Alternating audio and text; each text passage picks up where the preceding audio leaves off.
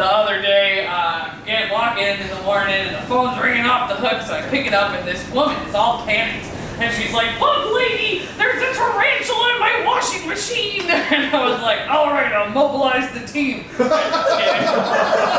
There is no funding for that. I walked up the hill and got up there, opened the washing machine. I was like, "Well, this is gross," not because of the tarantula, but she didn't bother to take the laundry bag out. And so then I'm rooting through someone else's dirty laundry trying to find a very stressed out tarantula, and I found her. And had to then try and get her out. And this is the first time I've ever tried to do this before, and it was the most frustrating experience of my life. And I have 2 children and a husband. So she's got 8 legs, 2 palps, that's 10 limbs, and every single one's through a different hole in the washing machine barrel, and she's holding on for dear life. Yes, and they're really fragile. So, even if she fell within the barrel of that washing machine, she risked an abdomen rupture, and nothing really ruins a day like your butt exploding. And if you tug too hard on a leg and you crack that, spiders will actually sometimes bleed to death just trying to escape, because they walk in a hydraulic process. If you think back to a time you saw a dead spider, it was very likely rolled over and all its little legs were curled in. Yeah. That's because this is the natural position of a spider's leg. In order to extend it, they actually have to pump their hemolymph, their bug blood, into their limb. So every time they take a step, they're pumping that blood in. And so if there's a hole in the system, it'll just squirt out.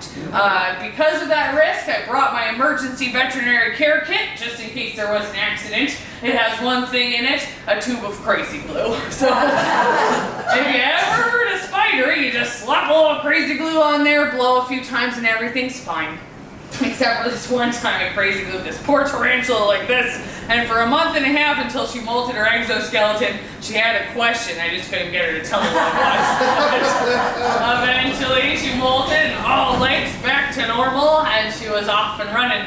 But this one wasn't running anywhere. She was still holding on to the barrel, and she was freaked out, so obviously she wanted to defend herself. As far as she was concerned, I had all intention in the world of enjoying her as a meal. I did it, but I couldn't convince her otherwise. So she pulled out her back legs, started raking them against her abdomen, and then proceeded to just chuck all of her butt hairs directly into my face, which is, of course, nature's rudest defensive mechanism. It's really far from life-threatening, it's really just incredibly rude. And I end up with a strange story to tell at dinner that night, which ended in my husband being like, "Why are we talking about butt hairs at the dinner table?"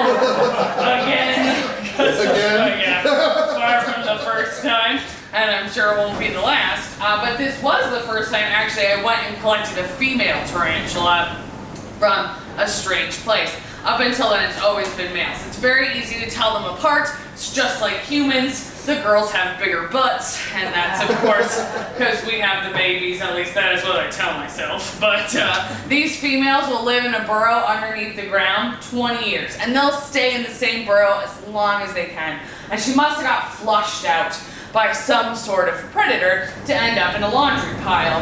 Now, normally, what ends up happening is they live their lives relatively undisturbed for those, again, 20 years, where male tarantulas will actually only live for about 5.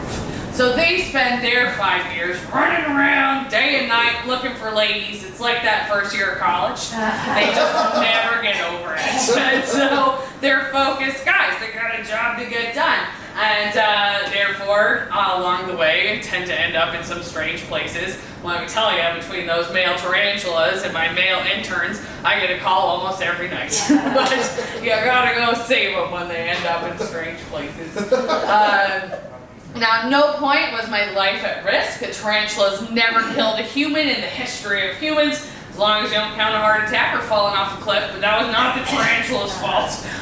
We're, of course, afraid of tarantulas, because we all watch James Bond totally lose it. And if he's scared of something, you want to put that at the top of your list of things to be afraid of. But we tend in movies not to use lethal animals, because actors not so jazzed about having dangerous animals crawl on or near them. And so we use the creepiest looking, totally safe animals in these movies. So we end up with sort of a confused idea of what animals are actually dangerous. And tarantulas are certainly not.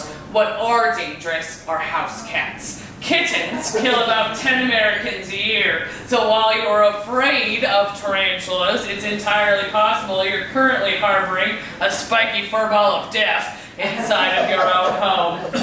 And you've left it alone for a week, so naturally it's been plotting your death. At the very least, it puked on your comforter, because that's just what cats do.